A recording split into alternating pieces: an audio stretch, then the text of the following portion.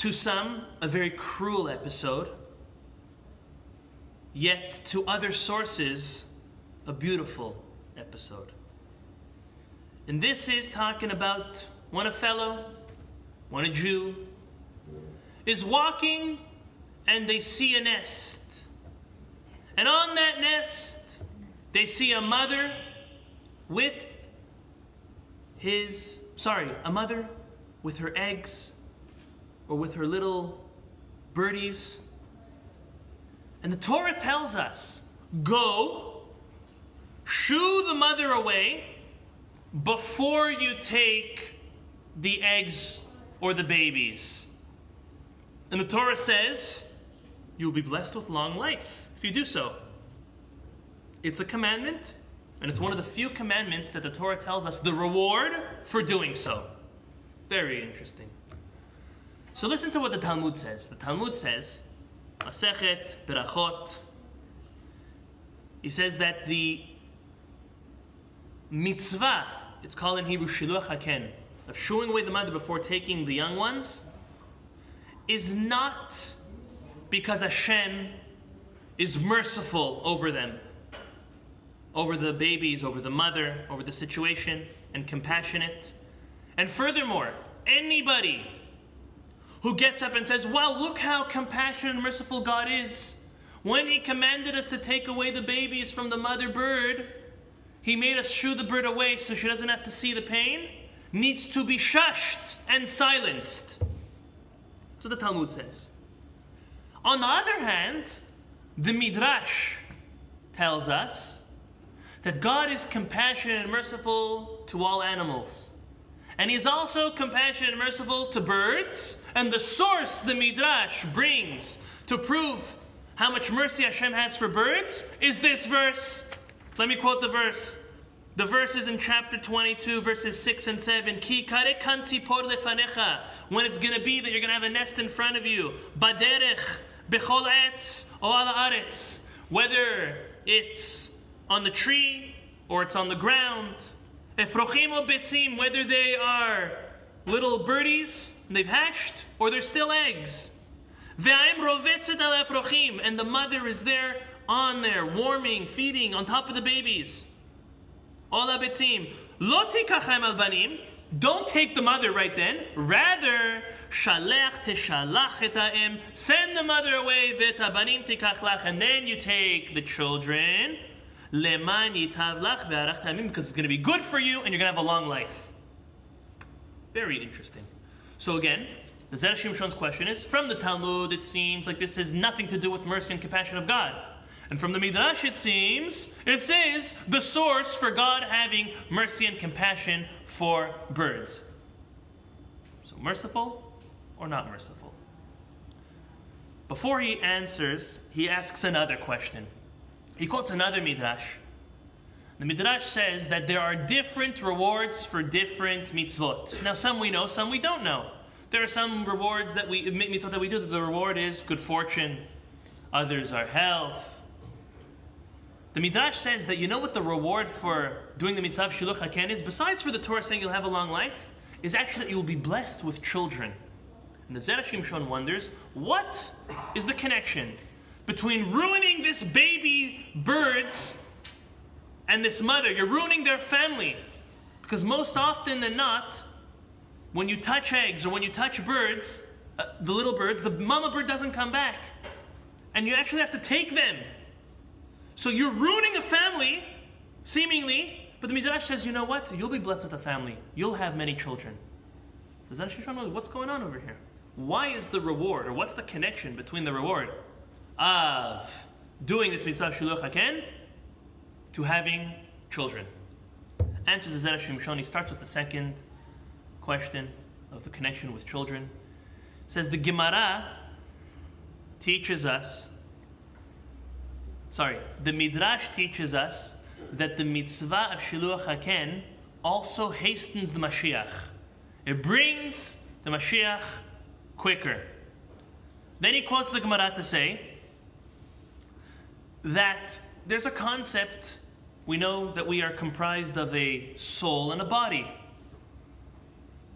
And there is some type of otzar, a treasury in Shamayim of all the neshamot. And the Gemara says that the Mashiach cannot come until all those neshamot pass through this world.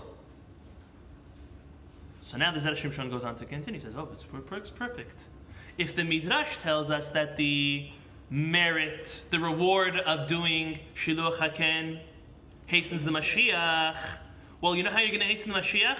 By having more kids, by God blessing you with having more kids. Because when you have more kids, you're bringing more souls into this world.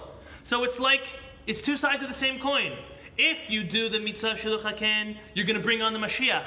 But how can you bring on the Mashiach in a faster way? By having more kids, by bringing more souls into the world. But he stops and he says, but still, how come are we taking for granted the fact that doing the mitzvah Shiluach HaKen brings on the Mashiach? What's the connection? He quotes the Shach al HaTorah. The Shach, the Siftei Kohen, not the one who wrote the commentary on the Shulchan Aruch. This is an Italian Shach.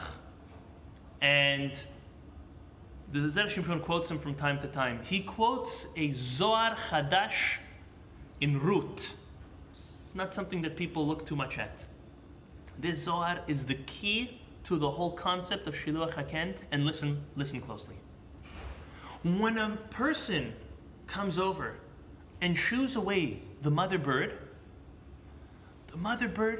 is torn, is sad, and flies away in depression, anger, anguish, and even has thoughts of committing suicide because it's her life, it's her babies, it's her eggs. Because of the broken heart of this bird, the angel in charge of birds, the Zohar says, comes to God and says, God, show mercy to this bird. Look at this poor bird, it's so sad. Can't continue living. You know what Hashem does? He stops and he says, if the angel in charge of birds is so bothered by the fact that who he's in charge of safeguarding is broken because of not having their children, God says, me, King of Kings, my children are broken. My children are sad. My temple is destroyed. My children are in exile. And they're in depression and they're sad also. And that hastens the Mashiach. The cry of the bird, the sadness and the depression of the bird activates God's mercy to want to bring the Mashiach closer. It's a fascinating Zohar.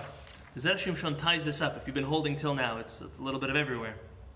The Zera Shimshon ties it up and he says, when the Talmud says it's not merciful, and anyone who says that it's out of God's compassion and mercy, that we have to, that we do the mitzvah Shiluach HaKen, has to be shushed and is wrong, it's because we don't understand why God does what he does. He has a divine plan. We're human beings. We can't understand everything. And on the contrary, it doesn't look too merciful. But after you dig a little deeper, there is actually a byproduct of mercy over here. Only a byproduct, the Zera Shimshon says. And that's why you cannot say it's because of God's compassion and mercy. And that's what the Midrash means by Hashem also has mercy for the birds. It's because Hashem hears the bird, feels the bird, the mama bird. And because of that, activates his own compassion and mercy for Bnei Israel to trigger the Mashiach.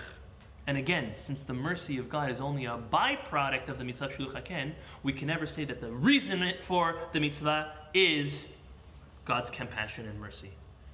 And for us, this means that God is our Father, He's our King, He's our Master, but most importantly, He's our Father.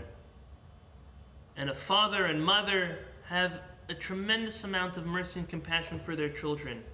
We have to learn how to appeal to that compassion and mercy. And there are some tools that Chachamim told us how to do so. One of them is The way we act towards others is the way God and others will act towards us.